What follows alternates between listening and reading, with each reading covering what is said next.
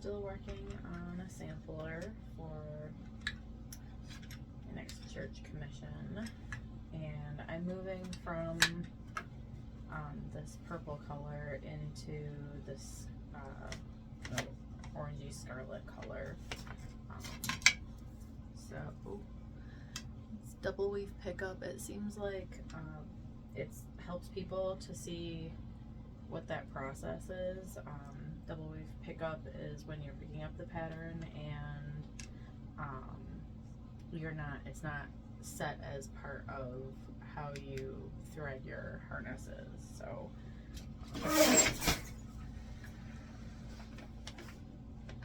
pick up the black first.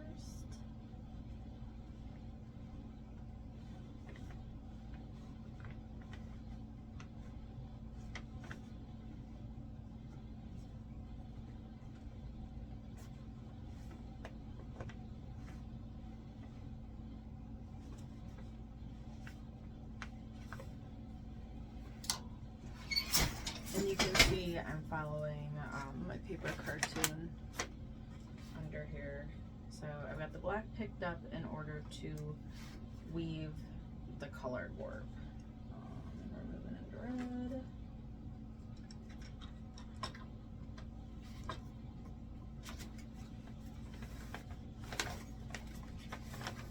I have this particular sample set up so that there's 2 warp threads of plain weave on either side that move up and down the treadles as they should go, and I'm pretty happy how that's turning out. I started the sampler with 4 on each side, and then took off 2 when I moved into the second section of it.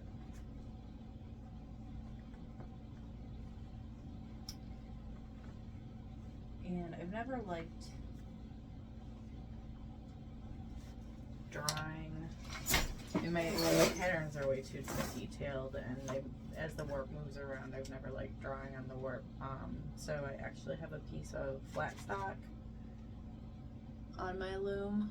I actually used tie down things. You can see on the side there, that green strap is working out quite well, and there's a piece in there to keep it away from the beater bar.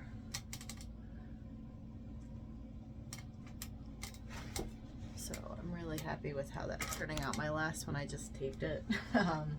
Taped a yardstick actually to my beater bar, but I needed something longer for this one. So I just went to Home Depot and cut it to length. And so the color is picking up, and which means I'm weaving black.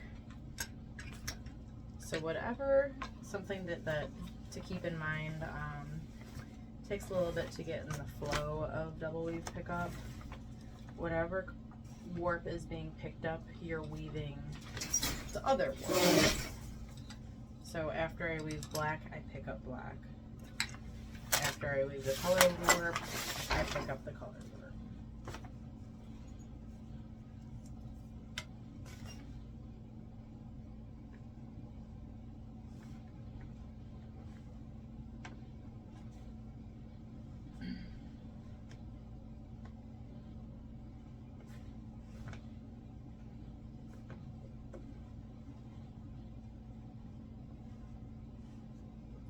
I think I've posted this probably on my Instagram. I'm super excited. I have enough treadles now to do one whole circuit of pick up the color, weave the black, pick up the black, weave the color.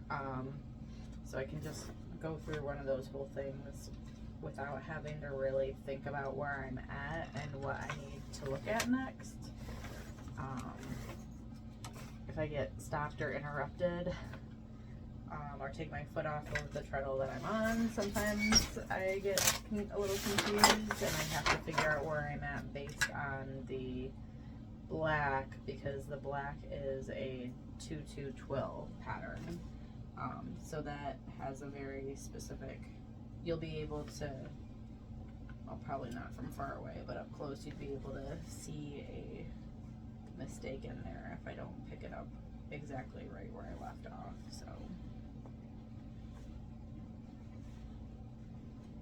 And this is the first time I have ever done a double weave pickup with one of the fabrics, not plain weave. I've always just woven double weave pickup plain weave because I was pretty, I didn't feel like I was limited with my previous loom. It had 6 harnesses, but I guess I feel unlimited with this new 16 harness loom. It's really, really exciting.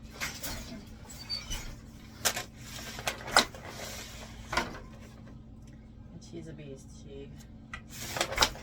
Beatrice takes up most of my studio now.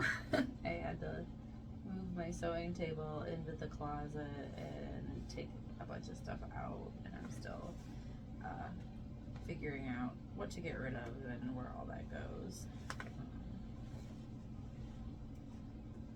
And I picked up a new rayon for this work because I've been using an old rayon that I used in art school back in the day. I graduated from Michigan in 2004, and I really liked using the free studio rayon that was there, that was super thin, and I just got the hang of using it. And when I had moved back to Michigan, the lab tech, the studio tech that was there, I ran into her at a Weaver Skills meeting, and she asked me if I wanted the rest of the rayon because nobody else could work with it because it broke really easily. So that's what I've been weaving with for a while, and it's fine when it's my own pieces, but since this is a commission work and it's going to be hanging in a hallway in a church, any fiber kind of has a time limit to it. That's why we don't see a lot of super ancient fibers. They've disintegrated over the years. So it's important to me for when I'm doing something big for a commission that it's brand new everything, so it'll last as long as it's taken care of.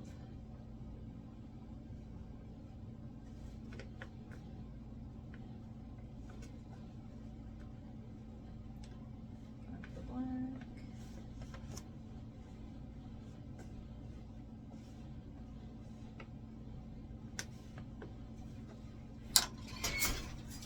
And I really enjoy working with rayon specifically because I like its sheen along with how well it dyes color. All of the yarn thread that I'm working with here, I dyed for this project. So, and I've been doing small batch little dye buckets, and having a really great time doing that too. I've not been playing with a lot of color in a long time. Maybe since art school, I've been pretty color specific. And with this piece, the hallway that it's going into is up against a kind of off-white wall, and it will have track lighting against it, but it's not there now. So I'm putting it up against the wall to make sure that the colors work well in that space. And the first dyed yarns that I took there in the beginning of December, they're really bright saturated pieces, looked great against the wall, whereas like my normal more subdued pieces did not look as good. So I'm still, the olive green and the purple in here is maybe a little too subdued, but that's my natural tendencies, so I wanted to throw some of that in still to see what it looked like with the brighter colored warp in it, because sometimes that just having that bright warp base will help pop out the color, even if the weft is a little more drab.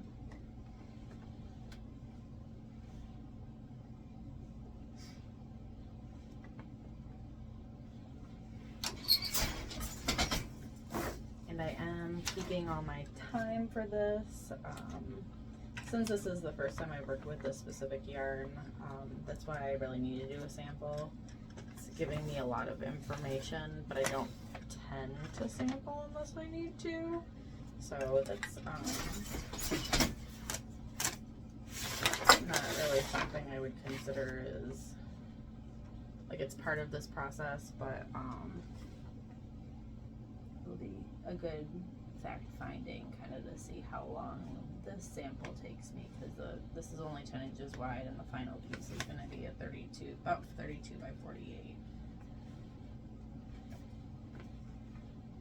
And the other thing that I've started doing on this one, which I can't believe I've never ever thought of it before, because I never keep my cartoons. They have pinholes and stuff in them. Maybe sometimes I do if I am worried about ever needing it again, but those would be in the attic. But I don't really, I've never wrote on them or anything before, and I started putting dates and lines of where I started and how big of a section I did per day. So as I'm keeping my timer per day, I can reference what day I wove what section. Part of my, you know, I like collecting data on my work and keeping track of things if I can, and all the information will be there if I really need to break it down. I take screenshots of that timer in case I forget to get it into a spreadsheet right away so I can reference back. So looks like on my days off that I'm committing to weaving specifically and working on this piece, I'm getting about 4 hours in.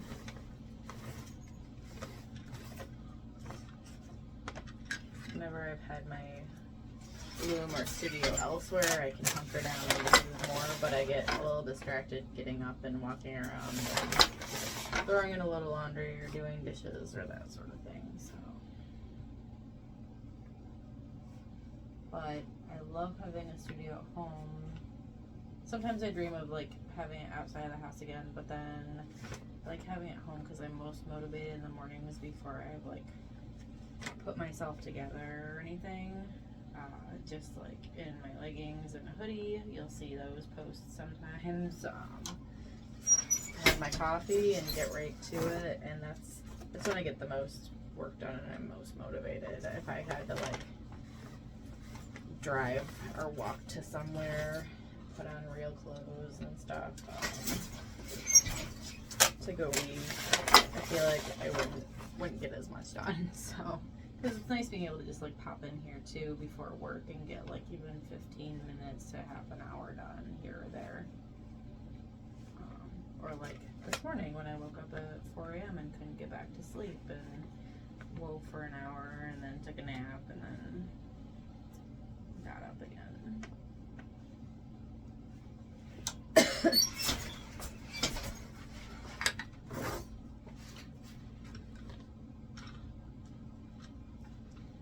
I'm also, you'll see, I have a system where I've noticed, figured out what's best to like pull the weft into the side when I'm changing over and swapping out, so that it makes sure I don't have weird things going on my selvages. And I do like how those are turning out. I'm not particularly great at my selvages, which is why some of my pieces, a number of my larger pieces in particular, the past, since about 2012, have a beaded covered edge so that it hides all of the does she even know how to weave factor? Because I know my selvages don't look great on those, so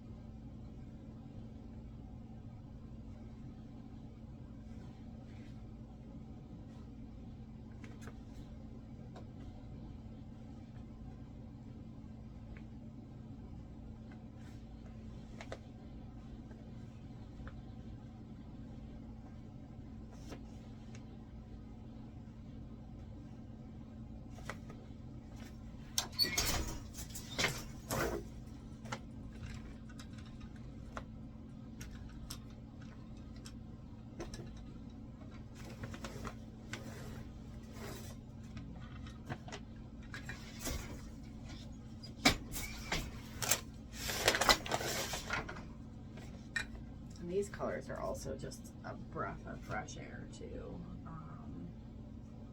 My past few pieces have been pretty neutral, drab looking, because they're addressing emotional stuff, and they haven't been super joyful, and I did not know how badly I needed like a bright, joyful piece. So I don't usually take on commissions unless once I get to talking about the project, unless I'm actually inspired and have ideas. And I did with this one, and there is just so much joy in it. Even though it's a memorial piece and it's a sad story, this person brought a lot of light to people's lives. So, and even though I didn't know her, doing a deep dive into her life online and everything she posted and whatnot has brought a lot of joy and hope to me too, which is why I felt very passionate about taking on this commission too. So